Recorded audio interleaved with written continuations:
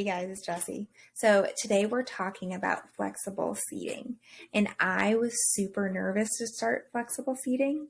And once I started to do it, I really fell in love with it. So I still remember the first time somebody told me about getting rid of their desks, and I thought it was the craziest thing in the world. Because where would they put all of their stuff? That's just insane.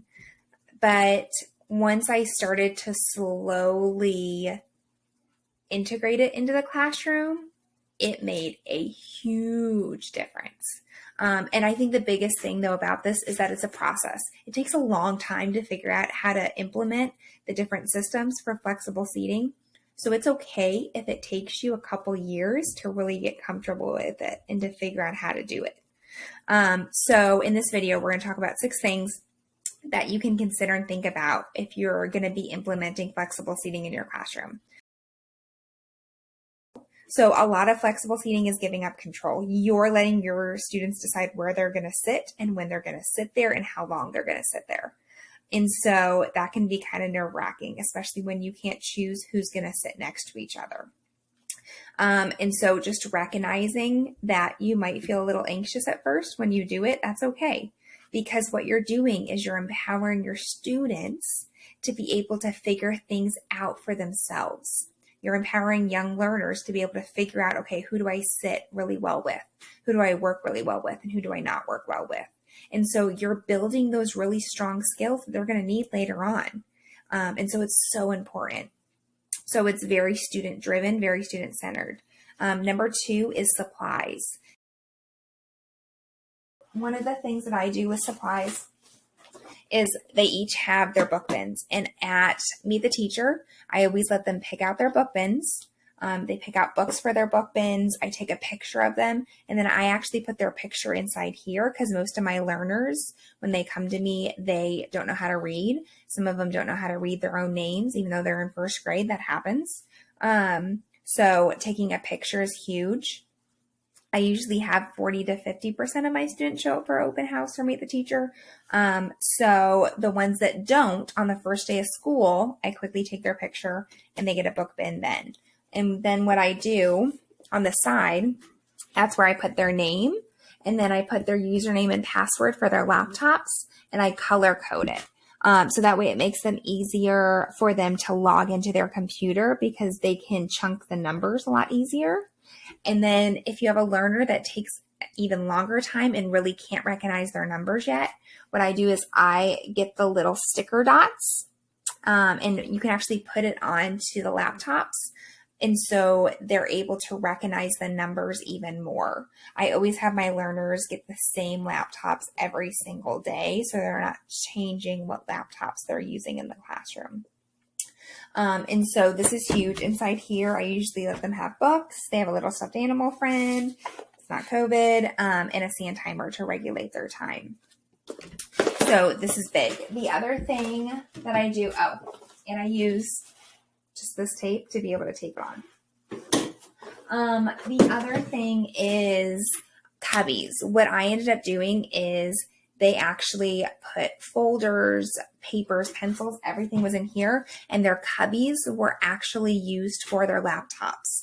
And so they would actually log into their laptops at the beginning of each day, keep their laptop open, and then they would put that into their cubby so they weren't constantly having to log into their computer throughout the day for their devices. So that's a little bit about supplies. Now, when it comes to flexible seating supplies like cushions or wobble chairs, right? I love these. I actually did donor shoes when I started flexible seating, and I got a lot through that. And I worked in Title I schools, and I did ask my parents, and some of my parents were amazing and donated and even got their family members to donate. And there was actually a small business in my city that I guess saw it on Donors Choose and gave the rest of the money. And so it was great to be able to have these things. Rolly carts are another awesome resource to be able to have for independent learning, to have all the supplies on that rolly cart for students. Wobble chairs, I'm not a huge fan of. I felt like they were more distracting. One of the cool, if you ever need some less wobble in the wobble chairs. You actually just flip it upside down and have them sit on it, and that makes it a little less craziness. But I just found it kind of distracting, and my students never really loved them. Like, it wasn't that comfortable for them. So I wasn't a huge fan of that, but you don't need to go out and buy things for flexible seating. The first thing I do when I come into a classroom is I take the legs off all the tables. Flexible seating can be them sitting on the floor, laying down on the carpet, sitting underneath some containers that you might have. I actually would let them sit on top of tables, specific tables, for them to be up higher if that helps them to learn. Or even flexible seating can be them actually reading a book while they walk around the classroom, because some students seem to be able to do that. So that's a little bit about supplies. The third thing I want to talk about is social emotional. So separating students. You can't separate them on a seat chart anymore because you don't have a seating chart. And so you have to have a conversation with your students. So if Sarah and Jose aren't getting along, then I would talk to Sarah and Jose separately about, like, hey, I feel like Sarah, like when you guys are together, you don't really get your work done and you kind of have a hard time getting along. So why don't we try maybe not sitting next to Sarah for a little bit? You can still play with her at recess, but for now, I want you to make a smart choice and be able to get your work done during independent work time. So we're going to choose not to sit next to her for a little bit. So having that conversation with your students. Then also setting up a system for them to be able to talk through certain issues. So I would have an I message. I would have a huge I in my classroom. And if they had a problem with one of their friends, and they would put the I over their necks, and they would walk to like a corner of the classroom, and they would say, I feel sad when you wouldn't read with me. Next time, could we read together? So they talk through those things together. And the last thing would be a regulation area. And so calm down can be negative for students. Regulation can be empowering. And so when you say, okay, go calm down, that's kind of a negative thing, right? But if I say, hey, can you go and regulate your emotions right now? And so they're learning how to regulate. They're going from super crazy to more classroom expectations, or really angry to being able to talk and have a conversation. So having that area is really important. And what you'll begin to see is that you don't have to remind them to regulate, but they'll start getting really frustrated, and then they'll throw themselves on the floor, and then they'll remember there's a place they can go regulate, and they'll stand up and they'll go to the place to go regulate. And it's amazing. In that corner, I would also sometimes have magnetiles or Play-Doh, because sometimes they needed something to do to calm down, right?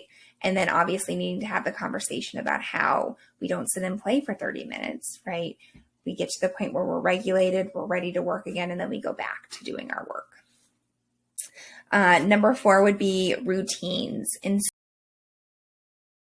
so my morning routine would be, they would come in the morning, they would grab their book bins, they would figure out where they wanted to start their day, and then they would turn in their planners, and then they would get out their laptops, log into their laptops, put them in their cubbies so they were ready to go, and then go back to the space they wanted to start in the morning. And that's when they could create with their Play-Doh, they could read a book, they could do some writing or draw a picture, something. And we would say we'd be getting our brains ready for the day. And so they're coming into a very calm environment where they're getting themselves ready to go.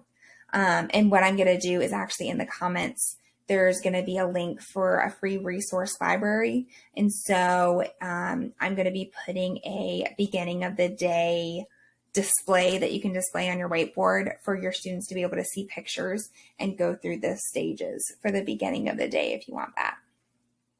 And then the end of the day, what I would always do is they would have to put their book bins back, their book bins back to a certain part of the classroom. They would line them up nice and neatly so they could see their pictures. So it would be easy for them to grab when they came in that next morning. So they would put their book bins there. They would put their laptops back in the charging station. And that's how they would end the day. And then obviously clean up the classroom. But that's how flexible seating worked really well for me, because then in the morning they would get their book bins and then they could choose again where they wanted to start their day. book bins just make things so much easier because it's really easy for them to be able to be flexible in where they want to sit. Number 5 would be practice. So teach, model, practice, reflect. And so you're teaching them how to read, right? Like read to themselves. Daily 5 is awesome if you haven't checked that out. So how to read to themselves, and then you're modeling it. How would you stand up, find a spot around the room, sit and start reading right away, and then letting them practice that, and then coming back and reflecting, okay, how did that go? Okay, you chose to sit on the floor. Did you feel like you could read really well on the floor, or do you think you need to try somewhere else around the classroom? And so they're learning how to recognize where they learn best in the classroom. Then number 6 is just recognizing that this is a process. It takes a really long time to figure out which system is going to work best for you. So in my classroom, I started flexible seating, but I still had a seating chart at first. But I would do more of the flexible seating for centers, right? And so there was no more rotating through centers. They had 60 minutes to complete independent work with a choice board. At the time, I had paper choice boards, and I would pull my small groups for those 60 minutes, and they would get to go through those tasks, where they wanted to sit, who they wanted to sit next to, how long they spent on each task, and they were in charge of that. So that's how I started flexible seating. And then it moved into more of an everyday or an all-day thing with flexible seating. Now, the only time I did not do flexible seating was when they were on the floor doing a whole group lesson, because I rarely do whole group lessons.